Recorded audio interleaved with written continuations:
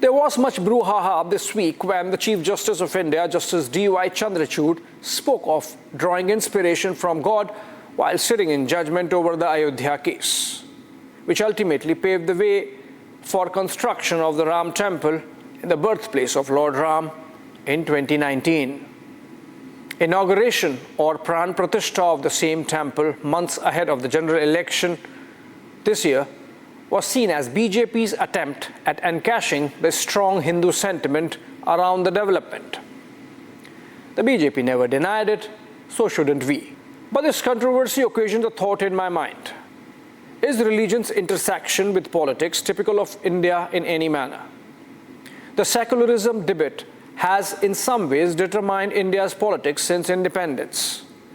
Partition itself in 1947 was along religious lines, just that India under Gandhi and Nehru chose sanity.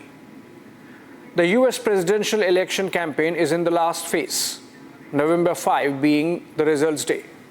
Voting by mail is happening as we speak and might have covered substantial ground, though it might go down to the wire in swing states and swing counties.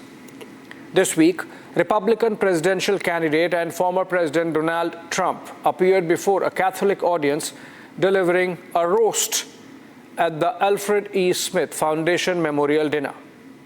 The Al Smith Dinner, as it is called, is an annual pin-up in New York City's calendar of events to raise funds for Catholic charities supporting children of various needs in the Archdiocese of New York and hosted by the city's Archbishop.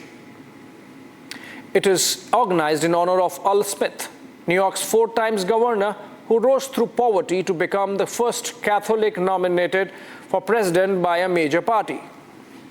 He was Democrat nominee in the 1928 elections and lost to Republican Herbert Hoover.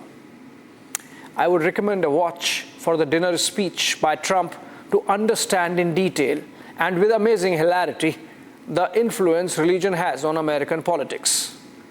Listen to some of it. I didn't like Biden very much, and now I like him quite a bit. And now I say that she's much worse than him. He was a much better candidate than her, actually. And when we hopefully win, dispose of her, I like her a lot, but right now I can't stand her. It's true. I can't stand. I've never liked people that I was competing against. When you do, a lot of bad things happen. And we are doing well. By the way, the votes are starting to come in. You got to get out and vote. And Catholics, you got to vote for me. Just remember. You better remember I'm here. And she's not. I could have done that too. If you really wanted Vice President Harris to accept your invitation, I guess you should have told her the funds were going to bail out the looters and rioters in Minneapolis, and she would have been here, guaranteed she would have been here. But many of you are Manhattan liberals from the media and the Democrat Party. I always say the Democrat, Chuck doesn't like that. He likes Democratic, and it sounds much more beautiful, the Democratic Party. I always say the Democrat Party because it sounds worse. It is true. He likes Democratic. Why don't they just change the name? This way, it is Democrat. But I must say I was shocked when I heard that Kamala was skipping the Al Smith dinner. I'd really hoped that she would come because we can't get enough of hearing her beautiful laugh. She laughs like crazy. We would recognize it any place in this room, and all polls are indicating I'm leading big with the Catholic vote, as I should be. Did you hear that? Catholics should vote for Trump because he came to their dinner, which rival Kamala Harris spurned.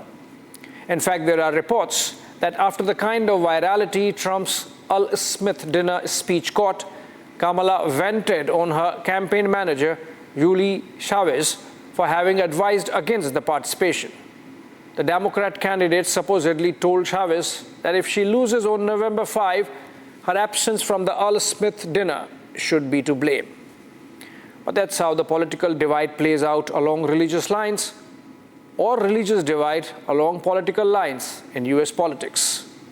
While delivering another stump speech when Kamala faced shouts of "Jesus is our Lord" from a section of the crowd, she hit back by saying, "You are at the wrong rally then." Listen in. With the intention that they would undo the protections of Roe v. Wade he intended. Oh, you guys are at the wrong rally.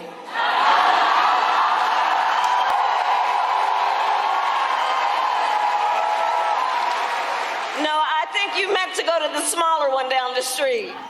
The Democrats, of course, constitute the liberal secular pole of American politics.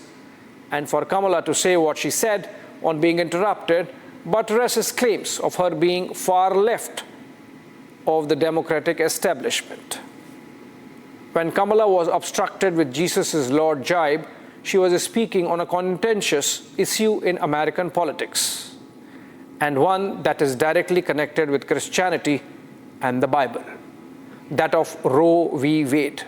It's a 1973 Supreme Court ruling which allowed women the freedom of abortion. Since then, Roe v. Wade has been a looming presence in every presidential election as an issue of women's right to choose.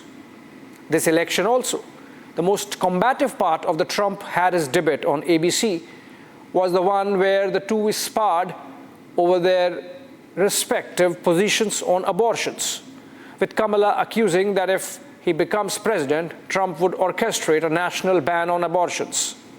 Despite his conservative position, Trump took a centrist line, saying he would let the states choose. Incidentally, the Supreme Court of the United States overturned the Roe v. Wade in 2022, ending the constitutional right to abortion, ironically during a Democrat administration. A biblical debate there on a core Catholic belief that censures abortion as against life. As a conservative, Trump has been at it for a while. Speaking at West Palm Springs, Florida on July 27, Trump announced that he would be setting up a federal task force on fighting anti-Christian bias, and its mission would be to investigate all forms of illegal discrimination, harassment, and persecution against Christians in America. The fact that a presidential candidate has to make such a promise shows the salience of majority Christian sentiment in the United States.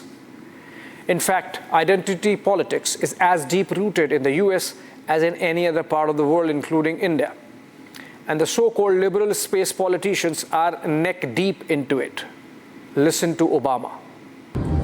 So if you don't mind, just for a second, I'm going to speak to y'all directly and say that when you have a choice that is this clear, when on the one hand you have somebody who grew up like you, knows you, went to college with you, understands the struggles and pain and joy that comes from those experiences. Did you hear that?